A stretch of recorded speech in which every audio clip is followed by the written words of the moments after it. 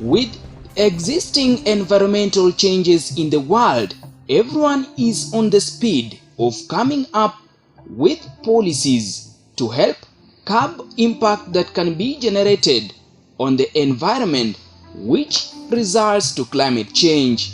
The question remains, how are institutions in Kenya helping in imparting ideas of adopting knowledge that will benefit the environment?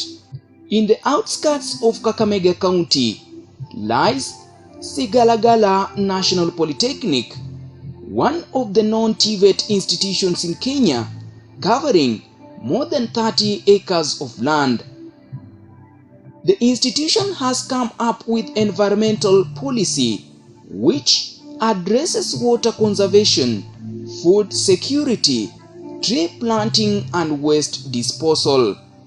This has not only been taken as an initiative to improve the institution's environment, but also a way of helping the surrounding community to benefit from environmental conservation in the tree planting initiative, here targeting neighboring schools like Shikalakala Primary among others. According to Baraka Damien, who is a trainer at the Sigalagala National Polytechnic and also patron in charge of environmental sustainability, says that the institution is trying to implement government directive of having tree coverage within the institution. The school is trying to implement the presidential directives of 10% forest coverage by planting 5,000 trees on the compound, main campus and satellite campus for the Sigalagala National Polytechnic. We have already planted 5,000 trees. Now we are implementing another presidential directive to plant more trees to surpass the target. According to the institution's policy on environmental sustainability that was adopted in 2020, it highlights key related issues ranging from formulating strategies on increasing tree cover, involve and empower communities in the management of forest ecosystem, land utilization, management of fresh water, implement soil conservation policy, restoration of mining sites, and developing chemical management policies. Sigalagala National Polytechnic enjoys a conducive environment due to its setting, as chances of drought and lack of water within the institutions is a rare case. Controlling pollution by the institution still faces challenges due to lack of a company that can recycle waste products and also presence of a swampy area containing polluted water, which poses a challenge of having fertile land that can be used for agriculture within the surrounding community. Managing soil erosion still is a challenge due to lack of proper water collecting system to collect rainwater from the roofs. The Sigalagala National Polytechnic approach on environmental sustainability rises as the world is fighting climate change. Our motto or vision is to make the Sigalagala National Polytechnic 100% green nature, and according to what we have done, if we can evaluate what we have done, we have already covered. The green nature is at 95%. The Sigalagala National Polytechnic has its new environmental policy. Even those clubs, the environmental club and the wildlife, have their own policy on environmental activities. Nowadays, the Sigaragana National Polytechnic is having its own policy on environmental sustainability. It is a revised policy, and we are implementing what is, we are using it. Then the clubs also, environmental club, wildlife club, have their own internal environmental policy. The college is just holding that target from the Ministry of Education on environmental sustainability by planting those trees. So we started planting those trees in 2020. Then we continued until we completed 5,000 trees planted on the compound, the college compound.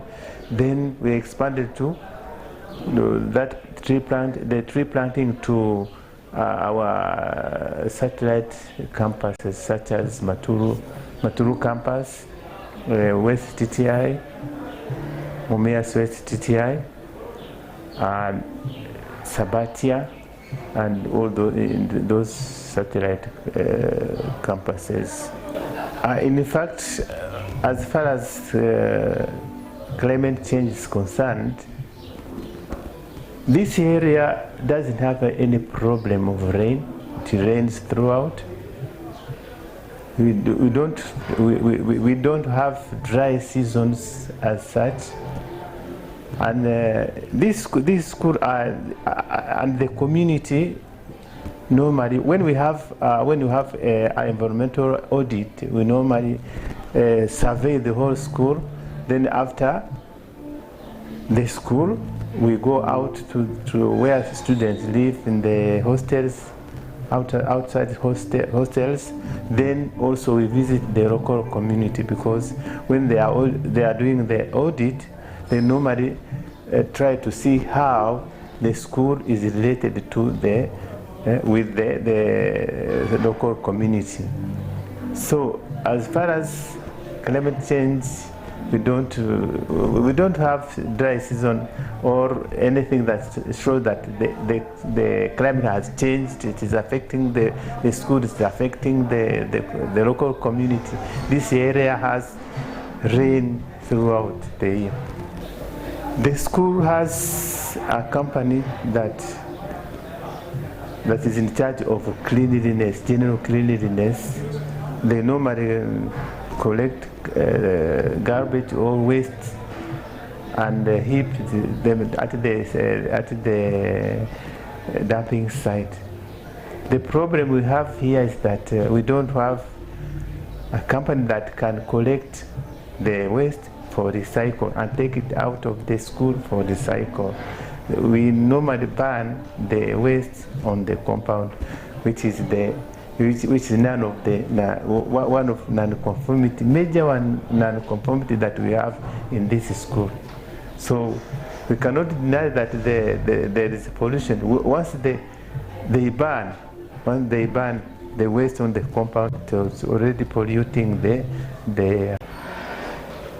and that swampy area has water, and that water is polluted. The water is just in a canyon, where that canyon has a tunnel that had been used as a gold mine, and we are suspecting that there is some mercury in that water, because the plants, when you look at the water, you cannot see any living thing in that water. No insect. Even the grass that is there is dying. They tried to make it dry by bringing the hyacinth. The hyacinth is a very strong plant that cannot die easily. It rather expand and grow and cover the whole area where they have been thrown. Now, why am I suspecting that water is polluted, even having some mercury in it?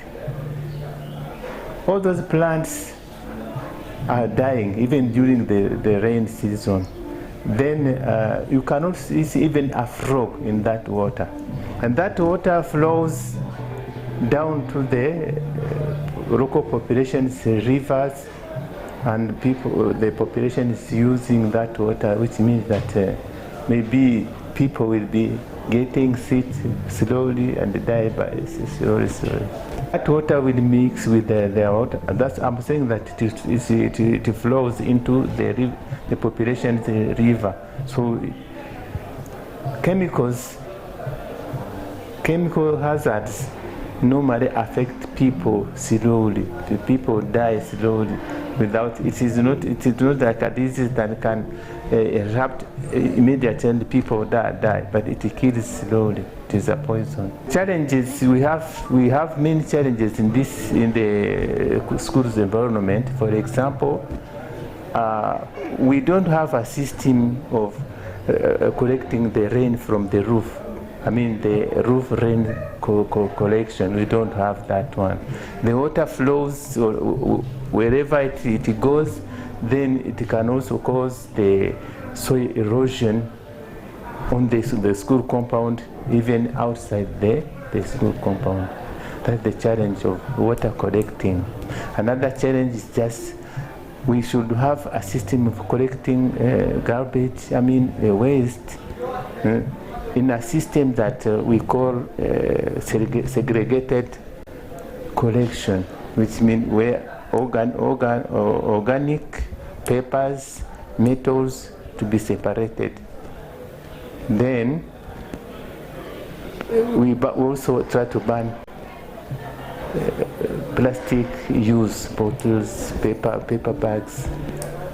We are still having those plastics as challenge. We don't have a specific dumping site. We don't have it. They dump at that swampy area, and when they become a big heap, they burn. And once they burn, also the flames of the fire burn the trees around, trees that we have already planted. It is also another challenge.